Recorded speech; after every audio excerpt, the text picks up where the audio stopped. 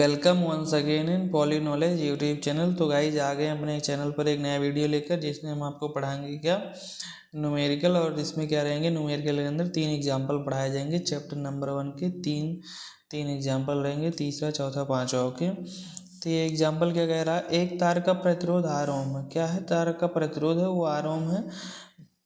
यदि इसी तार को खींचकर उसकी लंबाई शुरू की लंबाई की n गुनी कर दी जाए, मतलब जो पहले तार था उसको क्या किया गया, खींचकर उसकी लंबाई n गुनी कर दी गई, तार का नया प्रतिरोध क्या होगा। ओके, फाइंड क्या करना है हमें, तार का नया प्रतिरोध। मान लीजिए पहले प्रतिरोध आर रहा होगा, तब बाद में क्या हुआ होगा, आर डैश। ओके, तो इस प्रकार से हम क्या करेंगे, तार का नया प्रतिरोध फाइंड करेंगे।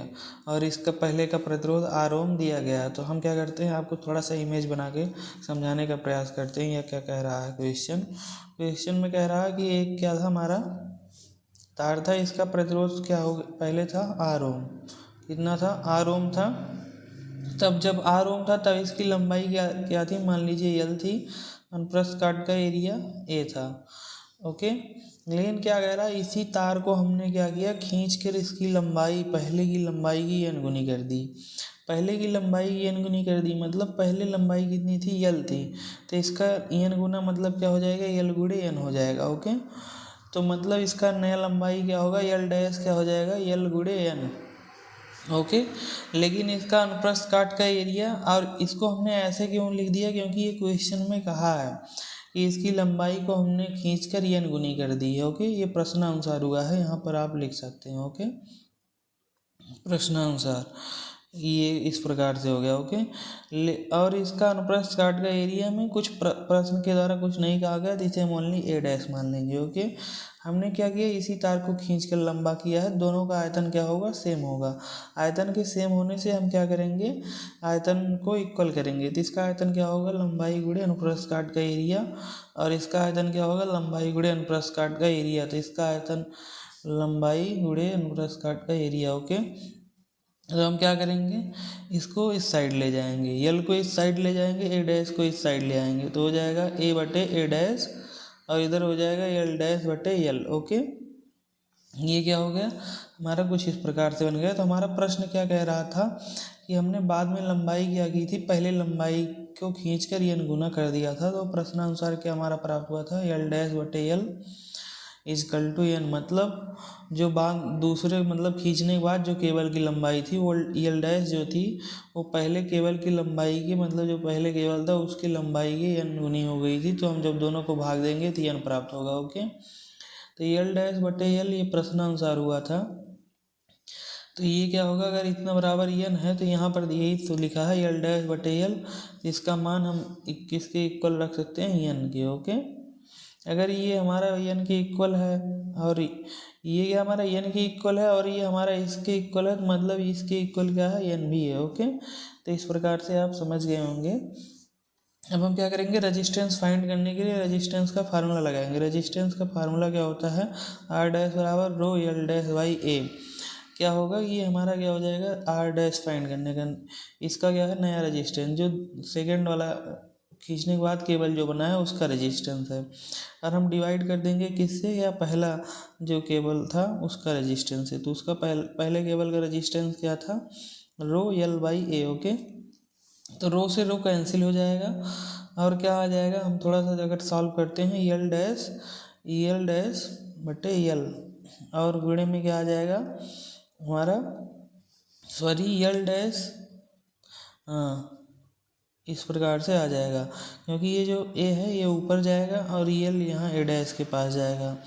तो ये हमारा चला गया ऊपर, और यल इस यल के पास क्या पहुँचा, ए डैश। ओके, तो इस प्रकार से ये इतना हमारा क्या, यही ऊपर वाला दिखाई दे रहा है, इसके स्थान पे n लिखेंगे, और ये इतना क्या दिखाई दे रहा है, दोनों सेम दिखाई दे रहे हैं, इसके स्थान पे हम क्या लिखेंगे, यही n लिख देंगे, n। तो क्या हो जाएगा हमारा n गुणे n, दोनों के स्थान पे हमने मान रख दिया। तो हमारा क्या आ गया, आर डैश बटे R is equal to n square.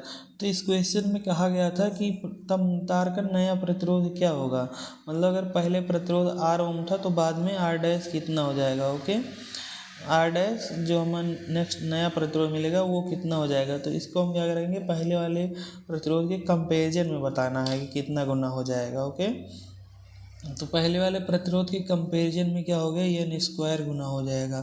जो नया प्रतिरोध प्राप्त होगा हमारा वो पहले वाले प्रतिरोध का एन स्क्वायर गुना हो जाएगा। ओके, इस प्रकार से हमने इस क्वेश्चन में सॉल्व किया। हम क्या करेंगे, नेक्स्ट क्वेश्चन आपको बताएंगे एग्जाम्पल नंबर 4। ओके, तो आगे हम अपने एग्जाम्पल नंबर 4 पर। इसमें क्या है, एक बेलनाकार तार को खींचकर, एग्जाम्पल नंबर 4 कह रहा है एक बेलनाकार तार को खींचकर उसकी लंबाई 10% बढ़ा दी जाती है, तो तार का प्रतिरोध में प्रतिशत वृद्धि की गणना कीजिए। मतलब पहले एक केबल था, उसका कुछ प्रतिरोध रहा होगा, उसके प्रतिरोध को क्या किया गया, खींचकर उसके लंबाई 10% बढ़ा दी गई। सॉरी, प्रतिरोध को नहीं, उसकी लंबाई को खींचकर। तो पहले जो प्रतिरोध रहा होगा उसमें पूछ रहा है कितना परसेंट की वृद्धि हो गई। ओके, तो इस प्रकार से हमारा क्या दिया गया है, मान लीजिए एक ये केबल दिया गया है। केबल कह रहा है, केबल का प्रतिरोध कुछ भी रहा होगा, लेकिन क्या है कि इसकी लंबाई मान लीजिए यल रहा होगा पहले। ओके, और इसका अनुप्रस्थ काट का एरिया ए रहा होगा। अब कह रहा है इसकी लंबाई हम क्या करेंगे, खींचकर उसकी लंबाई 10% बढ़ा दी जाती है। तो पहले इस जो केबल है इसकी लंबाई यल है, तो इसका यल का क्या करेंगे हम 10% फाइंड करेंगे। 10% हमारा कितना होगा, यल का इतना होगा। ओके, तो इसको हम जब डिवाइड करेंगे तो हमारा क्या आ जाएगा, यल/10। ये भी 10% पता चला है कि यल का 10% कितना होता है। यल का 10% इतना होता है, लेकिन अभी क्या करेंगे, जब हम इसमें ऐड कर देंगे यल में, तो जो हमने केबल बनाए हैं लंबाई खींच कर बढ़ाने का, ये हम जो नया केबल बनाए हैं कि उसकी लंबाई खींच कर बढ़ा दी जाएगी, तो उसका हमें क्या पता चल जाएगा, लेंथ पता चल जाएगा, यल/10। ओके, ये क्या हुआ, पहली लंबाई थी लेकिन उसमें जो 10% बढ़ाया गया था हमने उसको ऐड कर दिया।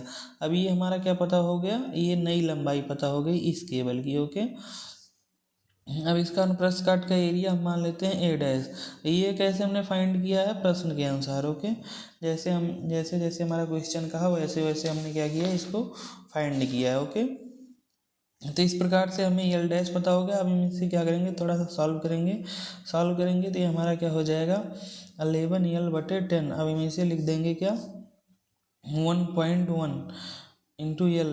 ओके, तो इस प्रकार से हमारा क्या हो गया, यल' पता हो गया, a' पता हो गया। अब दोनों का हम क्या करेंगे, आयतन इक्वल करेंगे तो ये हमारा क्या हो जाएगा, पहले वाला केबल जो था उसका आयतन यल इंटू ए, और दूसरा वाला केबल जो है यल' इंटू a'।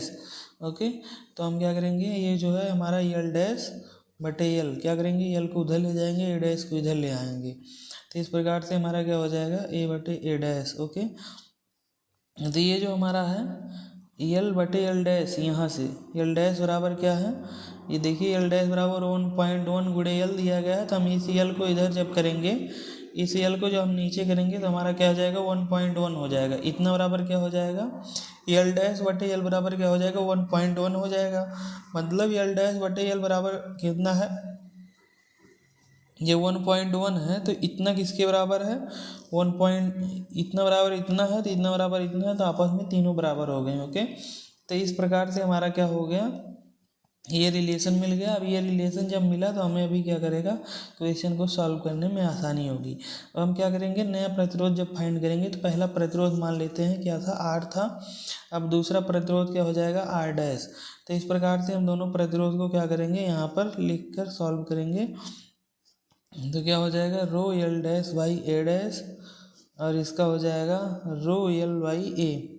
तो इस प्रकार से रो कैंसिल हो जाएगा। जब इसको थोड़ा सा हम सॉल्व करेंगे तो ये हमारा क्या हो जाएगा, यल' इंटू ए, और फिर क्या हो जाएगा, यल गुणे a'। ओके, यही हमें दिखाई दे रहा होगा 1.1 और 1.1। ओके, तो इस प्रकार से हम दोनों के स्थान पे 1.1 रखेंगे, 1.1, तो ये हमारा क्या हो जाएगा, 1.21। ओके, जब हम गुणा करेंगे मतलब क्या हुआ, R'/R बराबर कितना आ गया, इतना।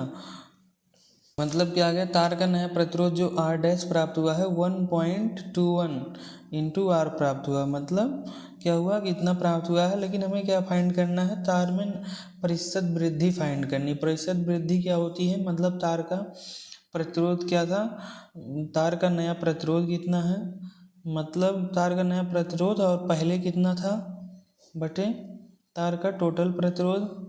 गुणे 100, ये क्या होता है, हमारी प्रतिशत वृद्धि होती है। तो इसे हमें ज्ञात करने के लिए तार का नया प्रतिरोध क्या आया, 1.21 आर इतना आया है। और इस पहले क्या था, पहले हमने माना था आर माना था, और फिर नया जो पूरा प्रतिरोध क्या था वो भी आर ही था, गुणे 100।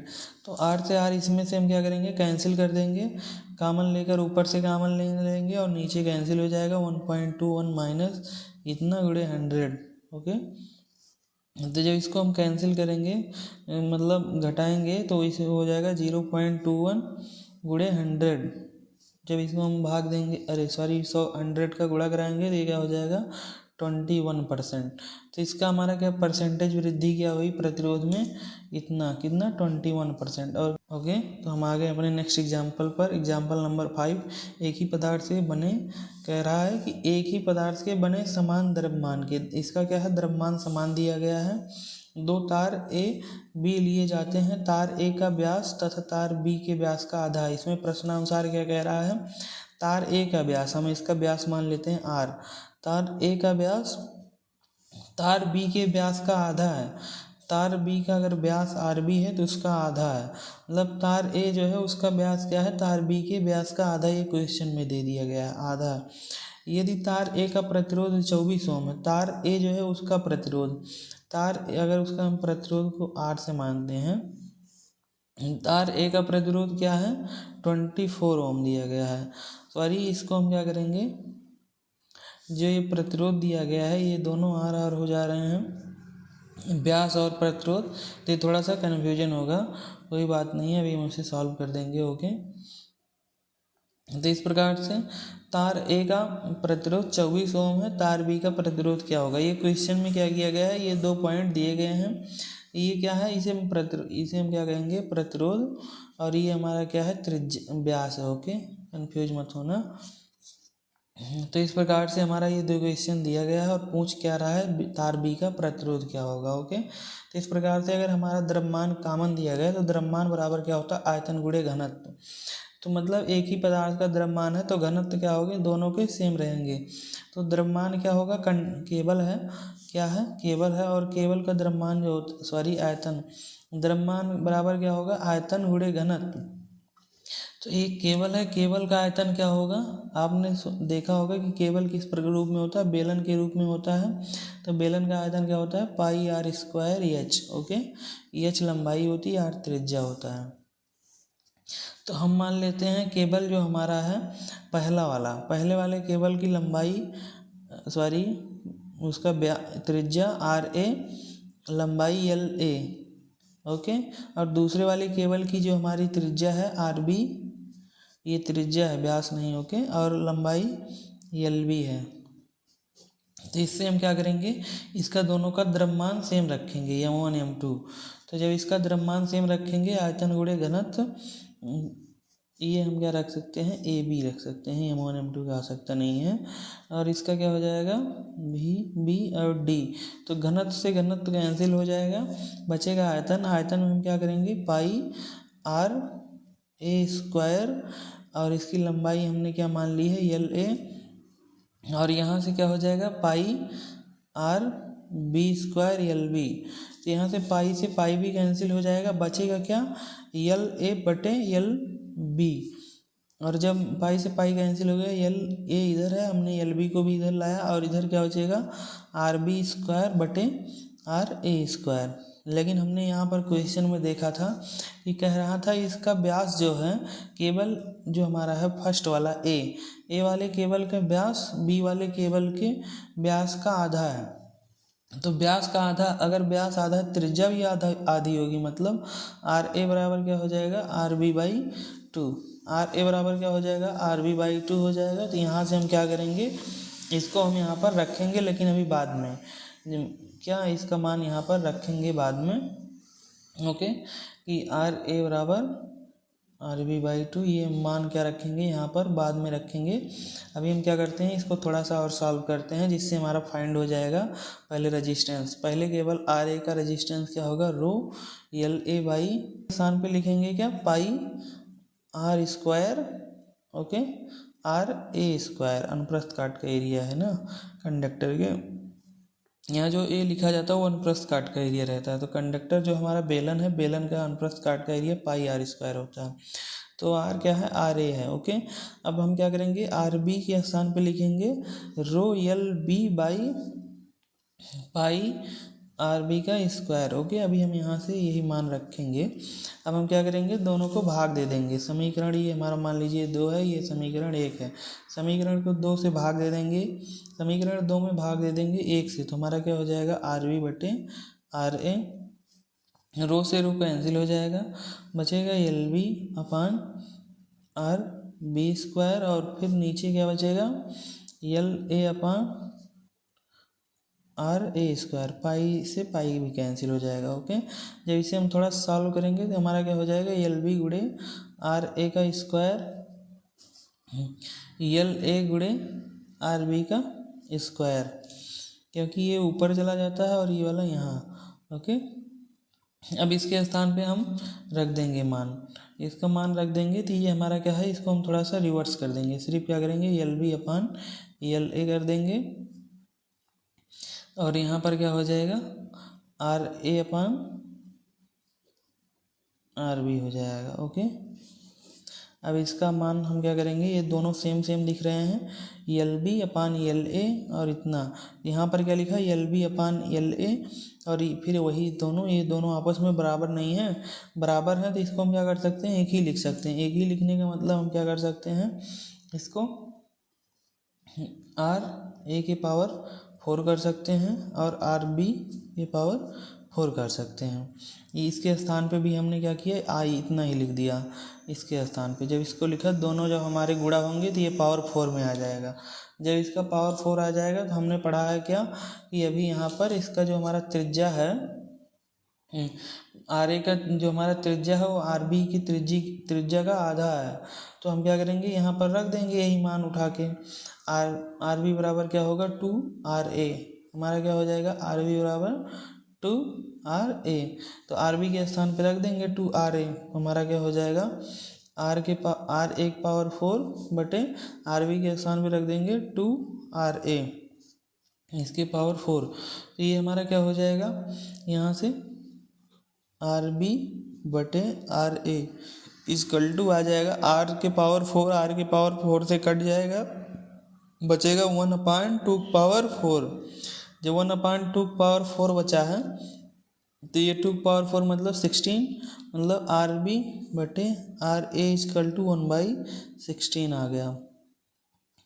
तो इस प्रकार से हम जब इसको थोड़ा सा और सॉल्व करेंगे, 16 आ गया, तो हमारा क्या हो जाएगा, आर बी बराबर 1/16 गुणे आर ए।